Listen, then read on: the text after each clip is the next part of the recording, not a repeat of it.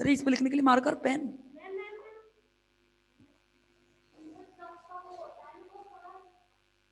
कहाँ रख ले जाते हैं यहाँ से?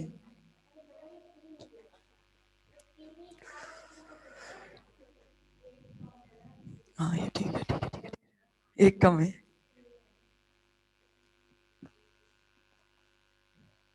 पानी मंगवा दो मैडम, प्यास लग रही है बड़ी भयंकर।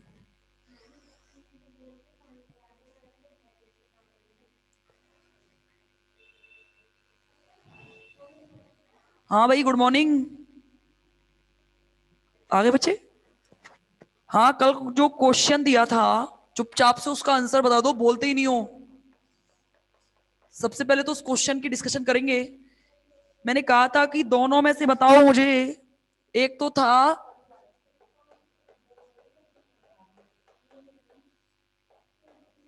और एक था,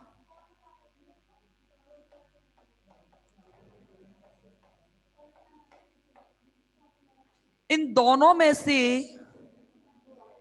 मुझे आपको बताना है। आप बताएंगे मुझे। मैंने बोला था कि इन दोनों में से कौन सा स्थायी है, कौन सा नहीं है। क्या दोनों स्थायी हैं या दोनों अस्थायी हैं? मैडम बैठी हैं कंप्यूटर के सामने, मुझे फटाफट बताओ इसका आंसर। 2 मिनट का टाइम है, जल्दी बताओ। ये बहुत इंपॉर्टेंट है, इसलिए बार बार मैं फोर्स कर रही हूं। फर्स्ट, एक ही स्टूडेंट है मैडम? नहीं, उसमें ज्वाइन। हाँ। हाँ तो 11 में से एक ही बताएगा, और खाएंगे 10।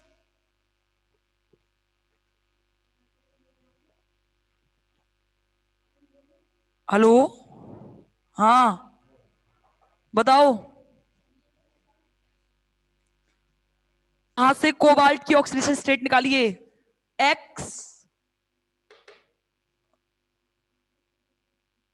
हाँ, आइसोसाइनेट और थायो आइसोसाइनेट।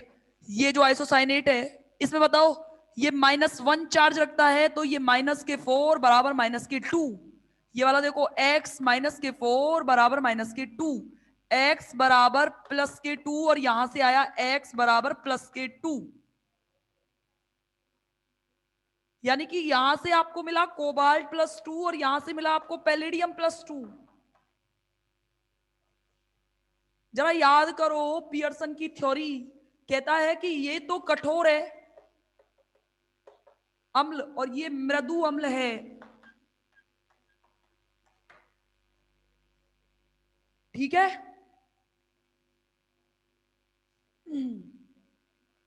प्लेटिनम के बाद आता है ना पैलेडियम। क्या आता है? ये है 4D सीरीज का एलिमेंट, यानी कि यहां से आता है।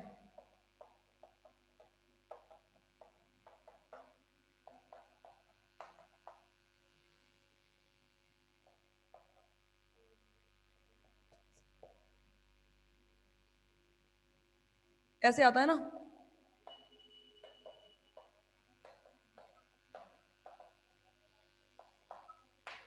पैलेडियम के डी कक्षक जो हैं, वो थोड़े कम रिक्त होते हैं, और जिनके डी कक्षक रिक्तता कम होती है, वो एज अ एसिड वर्क करते हैं। वो भी एसिड कौन से? मृदु अम्ल।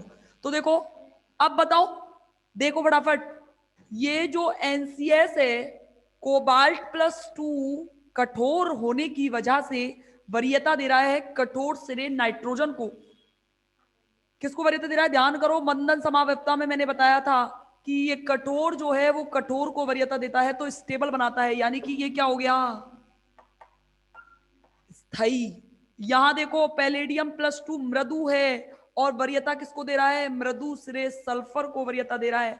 तो ये भी मृदु मृदु बन के ये भी क्या हो गया? स्थाई। तो ध्यान रखना, दोनों ही स्टेबल कंपाउंड्स हैं। क्या हैं? दोनों ही स्टेबल कंपाउंड्स हैं। और इसमें एक लास्ट बचा है, जिसका नाम है कठोरता और मृदुता का अनुमापन।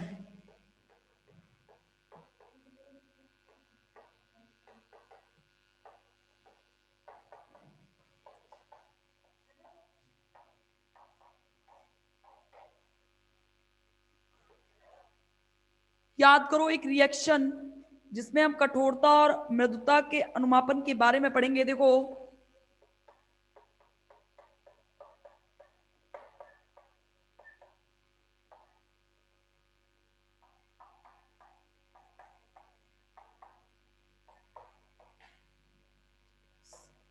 फटाफट बताओ, 2 सेकंड के अंदर अंदर मुझे बताइए, बोरोन कठोर है कि H+ कठोर है? ये बोरोन क्या है? मैंने पहले भी बोला था, ये H+ सॉलिड है, सॉरी हार्ड है, तो इसके साथ कौन बनेगा? सॉफ्ट। ठीक है, ये वाला देखो, ये वाला ध्यान होगा, मैथिल मरकरी, ये सॉफ्ट होता है, ये इसके बारे में मैं चर्चा बहुत बार कर चुकी हूं। यहां देखो, ये सॉफ्ट है, ये सॉफ्ट है, और ये क्या हो गया? हार्ड। ठीक है, अगर अभिक्रिया आगे की दिशा में अनुमापित हो रही है, यानी कि आगे की दिशा में इसका टाइट्रेशन किया जाए, यानी कि बोरोन BH+ और मैथिल मरकरी BH+ में मैथिल मरकरी मिलाया जाए, और अगर हम ये माने कि ये अभिक्रिया आगे की दिशा में, और होती अग्रसरित आगे की दिशा में, क्योंकि सॉफ्ट सॉफ्ट स्टेबल बनाते हैं कंपाउंड, आगे की दिशा में अगर फॉरवर्ड हो रही है, तो सोचो बोरोन क्या है? बोरोन जो है वो क्या है? बोरोन मृदु है, और ये अभिक्रिया पीछे की साइड अनुमापित हो रही है, पीछे की साइड, यानी कि आप H+ और मैथिल मरकरी बोरोन मिला रहे हो, तो फिर बोरोन, बोरोन क्या है? सॉरी,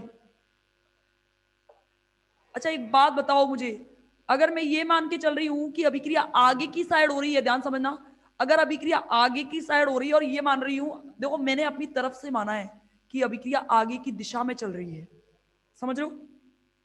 अभिक्रिया आगे की दिशा में क्या चलने का मतलब क्या है?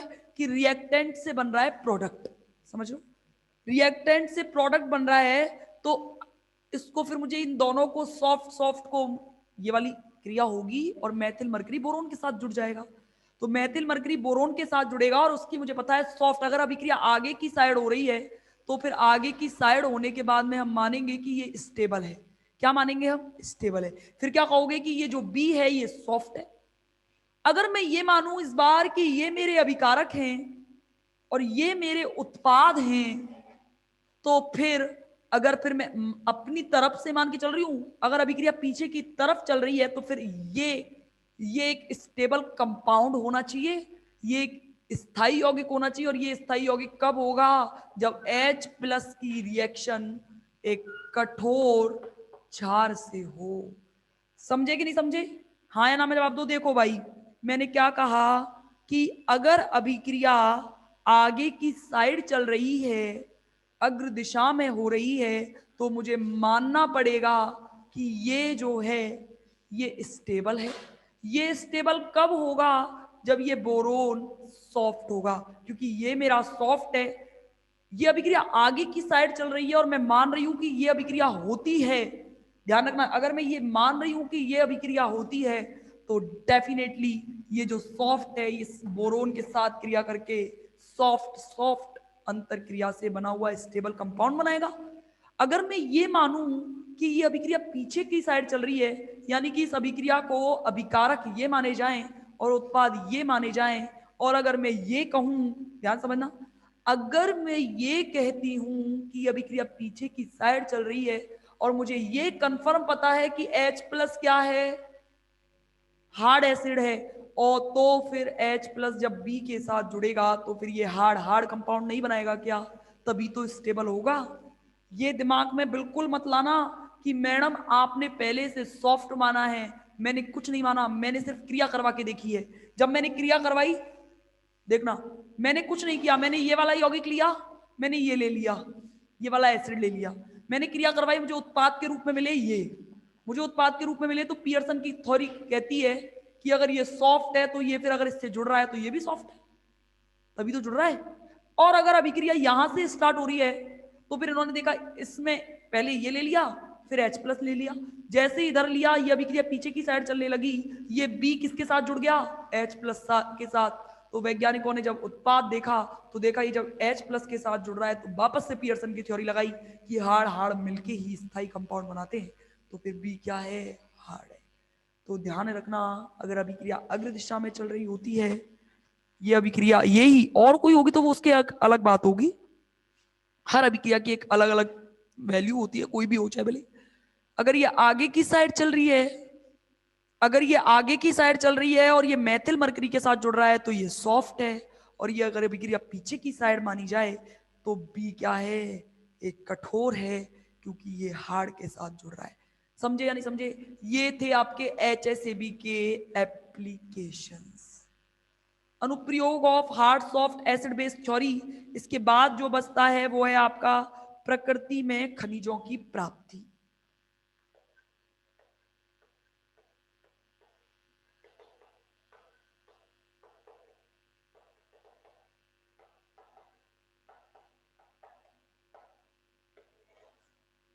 देखो भाई, प्रकृति में खनिजों की प्राप्ति। अच्छा मुझे बताओ, खनिज और एक वर्ड है अयस्क।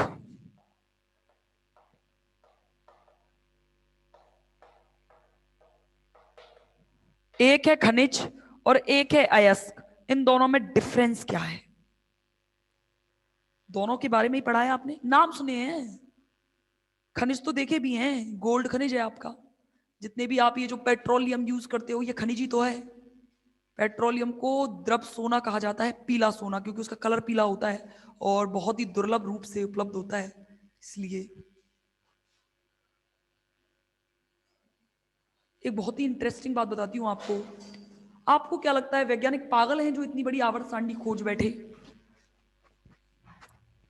वैज्ञानिक पागल थे क्या? क्यों फालतू में इतनी मेहनत की? तो इस आवर्त सारणी का एक बहुत ही फेमस ऑरम, जिसे आप कहते हो गोल्ड,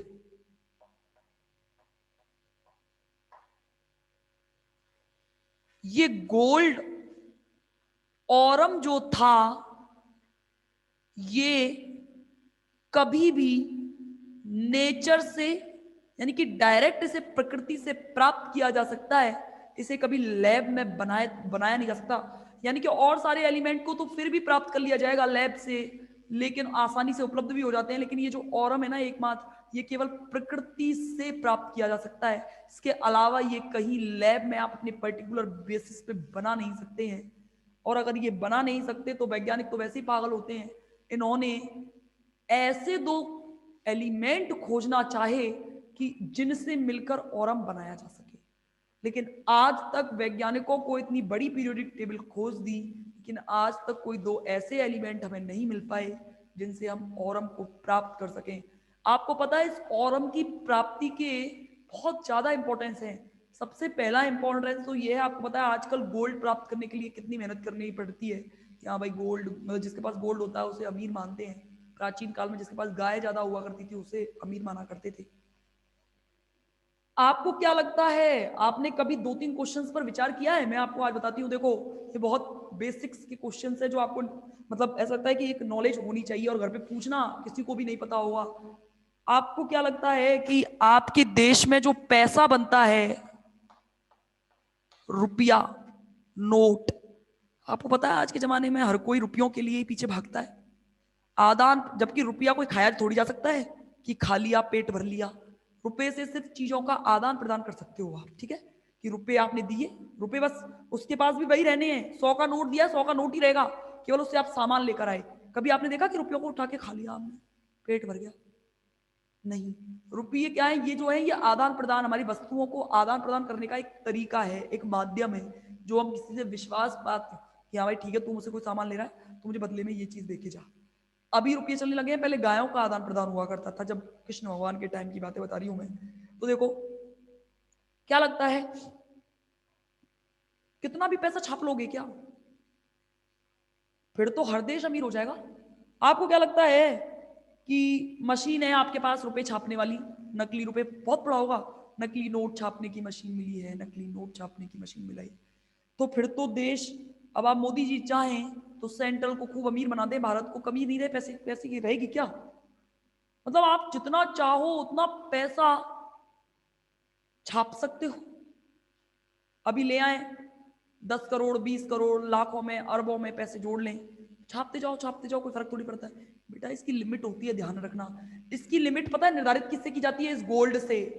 इसीलिए तो आज भी वैज्ञानिक इसकी खोज में लगे हुए हैं। इस गोल्ड से एक हमारी बैंक है जो हमारी सबसे सारी बैंकों की हेड है, reserve bank of India, RBI जिसे कहते हो आप। ये सारी बैंकों की हेड बैंक है। आरबीआई जो है, इस आरबीआई के लॉकर में जितना गोल्ड होगा, आपको क्या लगता है गोल्ड महंगा कैसे होता है? आरबीआई के अकाउंट में जितना गोल्ड होगा, उस गोल्ड की वर्तमान वैल्यू लगाई जाती है। कि वर्तमान वैल्यू, जैसे कभी जब तो पहले पैसे की वैल्यू इतनी नहीं हुआ करती थी, पहले गोल्ड था ज्यादा और क्या था, अब क्या है गोल्ड होता जा रहा है कम। गोल्ड की वैल्यू अभी देख रहा है 48,500 के आसपास चल रहा है गोल्ड। 10 ग्राम, 1 तोला। 10 ग्राम होता है 1 तोला, नहीं 12 ग्राम आता है 1 तोला में। 48,500। अगर गवर्नमेंट के पास 100 ग्राम गोल्ड बचा है बस, तो उतना ही पैसा छाप सकते हो। 48,500 का गुणा 100 से कर दो, इससे ज्यादा पैसे आप छाप नहीं सकते, ये बैन होते हैं। हमसे भी ऊपर हमारे संयुक्त राष्ट्र संघ, जिसे आप यूएनओ कहते हो, यूनाइटेड नेशन ऑफ ऑर्गेनाइजेशन, ये जो है ये हमारी सारी कंट्रोल्स रखता है कि सब देशों पर। नहीं तो चीन अमीर हो जाता, अमेरिका अमीर हो जाता। तो ध्यान रखना जितना ज्यादा ये गोल्ड से निर्धारित होते हैं, इसीलिए पीरियोडिक टेबल जो है ये पूरी खोज ली गई कि कहीं दो ऐसे एलिमेंट मिल जाए जिनसे हम लैब में ऑरम बना सकें। अब देखो जमीन से जरूरी है, कितना ऑरम प्राप्त कर पाओगे आप? आरबीआई के पास इकट्ठा रहता है, आपने कभी देखा होगा स्विस बैंक में खजाने हैं, इसमें खजाने सारे रिजर्व बैंक के पास चले जाते हैं, सारे के सारे। आप ध्यान रखना, आपकी कोई संपत्ति जिस पर किसी का अधिकार नहीं है, आपकी कोई संपत्ति ना आपके पास कागज है ना कुछ है, ये सारी की सारी संपत्ति आरबीआई के पास हो जाती है जमा। जैसे अभी आपने देखा नकली नोट छापने की, जो नकली नोट सॉरी पुराने नोट को नए नोट में बनाने की एक वो नोटबंदी हुई थी, सारे पुराने नोट आरबीआई के पास गए हैं, उन पुराने नोटों को चेंज किया है, फिर बनाए नए नोट। तो ये सब चीजें जो है ना, इन सब चीजों की अपनी अपनी एक महत्व है, तो इसीलिए इसकी पीरियोडिक टेबल की खोज की गई है। तो अब मैंने पूछा आपसे खनिज और अयस्क। अच्छा एक क्वेश्चन और, थर्ड ईयर के बच्चे हो तो मैं हर साल थर्ड ईयर वाले बच्चों को बताती हूँ। आपने कभी ये मील्स मतलब पत्थर देखे हैं? किलोमीटर लिखा रहता है जिसमें 2 किलोमीटर दूर, 5 किलोमीटर दूर, ऐसे लिखा रहता है ना। यहाँ से दूरी, आप जैसे यहाँ से जयपुर जाओगे तो जयपुर की आपको किलोमीटर्स पता रहते हैं, 150 किलोमीटर दूर है, 200 किलोमीटर दूर है। क्या मतलब है इसका? आप ये दूरी निर्धारित कहां से कर रहे हो? अपने घर से? ये दूरी जो निर्धारित, जैसे मतलब कहने का मतलब क्या है, जैसे आप भरतपुर से आप आगरा गए, भरतपुर से आगरा गए तो आपने रास्ते में ऐसे देखे नहीं क्या पत्थर जिस पर लिखा रहता है 10 किलोमीटर, 20 किलोमीटर? कभी विचार किया ये दूरी कहां से निर्धारित होती है? कभी विचार किया? पता है ये दूरी निर्धारित होती है प्रत्येक जिले में, जिले के केंद्रों पर एक एक पोस्ट ऑफिस है जिसे कहते हो आप head post office, HBO, head post office. Head post office से दूरी निर्धारित होती है, यानी कि यहां से शुरू होगी दूरी और भरतपुर की दूरी यहीं से निर्धारित की जाती है। ध्यान रखना, प्रत्येक प्रत्येक जिले की, प्रत्येक मतलब प्रत्येक देश की दूरियों को निर्धारित करने का तरीका ये होता है। अगर हेड पोस्ट ऑफिस से किसी की दूरी 20 किलोमीटर है तो वो दूरी 20 किलोमीटर, आप कह रहे हो ना यहाँ से 10 किलोमीटर है, तो ये 10 किलोमीटर, जैसे आप भरतपुर से आगरा जा रहे हो, आगरा 10 किलोमीटर दूर रह गया, तो वो आगरा की दूरी एंटर करने वाली नहीं है, आगरा का हेड पोस्ट ऑफिस होगा, उस हेड पोस्ट ऑफिस से दूरी निर्धारित की जाती है। तो ये बहुत सारी चीजें हैं, ध्यान रखना। हम किसी भी दूरी को निर्धारित करते हैं हेड पोस्ट ऑफिस के द्वारा। ये बहुत अच्छे अच्छे क्वेश्चंस हैं जिनके बारे में मैं कभी बच्चों को बताती हूँ, कि लगे कि जो बच्चे अपने आने वाले अपने घर में बताएं, पूछें। कभी पूछना घर पे अपने पापा से, वो सबसे ज्यादा अनुभवी, ध्यान रखना इस दुनिया में सबसे ज्यादा अनुभवी होते हैं घर के पिताजी। पूछना उनसे कि ये पापा ये कैसे, ये आप दूरी जो बताते हो कैसे निर्धारित करते हो, ये पैसा जो छपता है ये कितना पैसा छाप सकते हो आप? पूछना। ऐसे बहुत सारे क्वेश्चंस होते हैं, एक एक करके डिस्कशन कभी मेरे को मिलेगा समय तब देखेंगे, क्योंकि खत्म होने वाली है यूनिट। देखो बताओ मैंने क्या बोला, खनिज और अयस्क में डिफरेंस बताओ फटाफट, फिर इसके बाद में हम खनिजों की प्राप्ति करेंगे।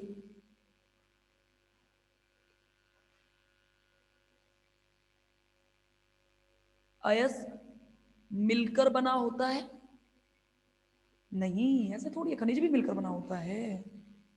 देखो आपकी होती है धातुएं,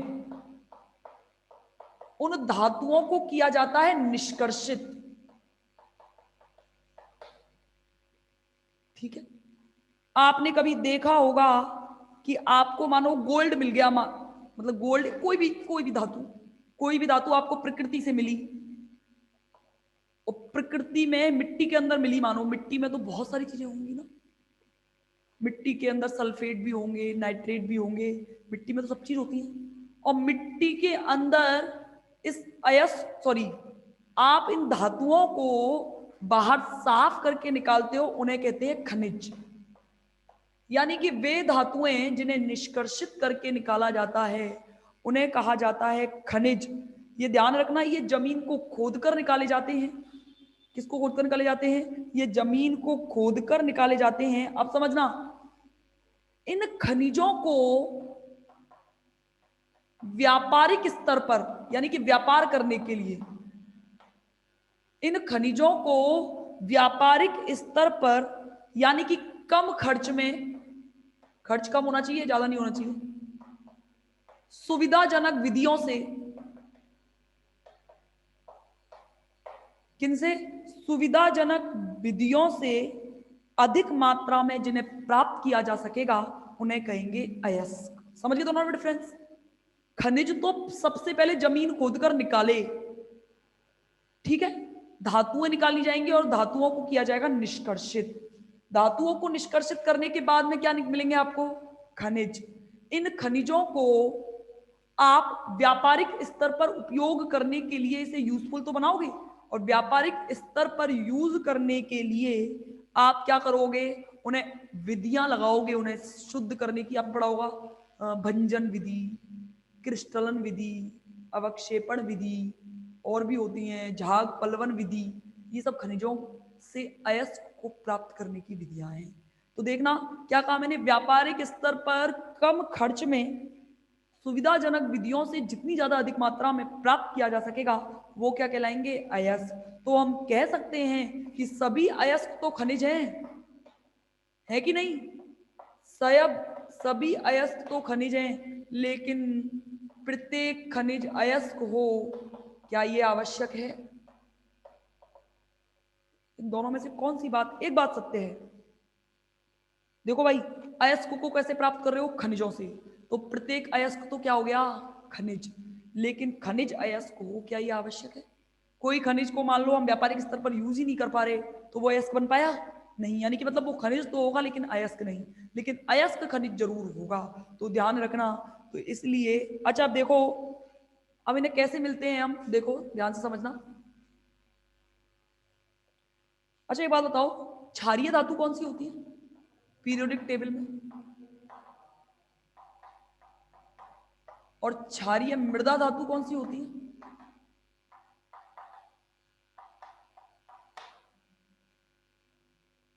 पीरियोडिक टेबल में क्षारीय धातु कौन सी?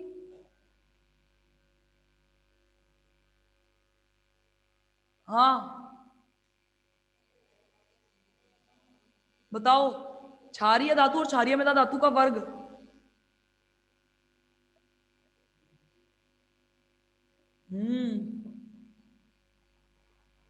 Hydrogen, lithium, sodium, beryllium, magnesium, ये तो कहलाती है क्षार धातुएं, और ये कौन सी कहलाती हैं? क्षारीय मृदा धातु। आपको पता है इन पर सबसे पॉजिटिव चार्ज मिलता है इन सब पर। तो पॉजिटिव चार्ज होने की वजह से ये क्या होंगी? ये कठोर होंगी कि नहीं होंगी? आपने पढ़ा है H+ कठोर है, लिथियम प्लस कठोर है, सब कठोर हैं। ये कठोर अम्ल हैं। तो याद करो पियर्सन की थ्योरी, कठोर अम्ल वरीयता किसको देगा बंध बनाने के लिए? कठोर क्षार को। किसको देगा? कठोर क्षार को। कठोर अम्ल बंधन में वरीयता किसे देता है?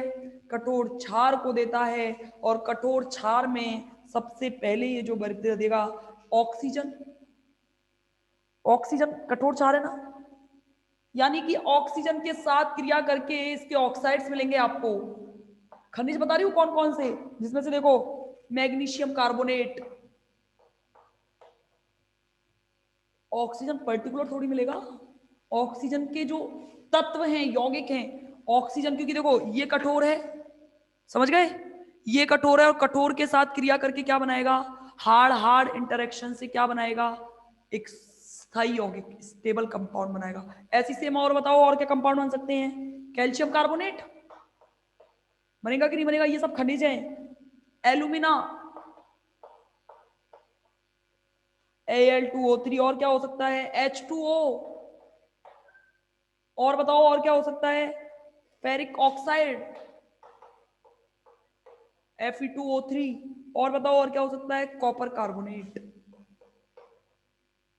ये सब क्या हैं, ये सब खनिज हैं जो हमें कठोर की अंतर क्रिया से, कठोर की अंतर क्रिया से क्या मिलेंगे हमें, ये ध्यान रखना। ये आपको ध्यान होगा, सबसे कम संकुल बनाती है क्योंकि बड़ा आकार होने की वजह से।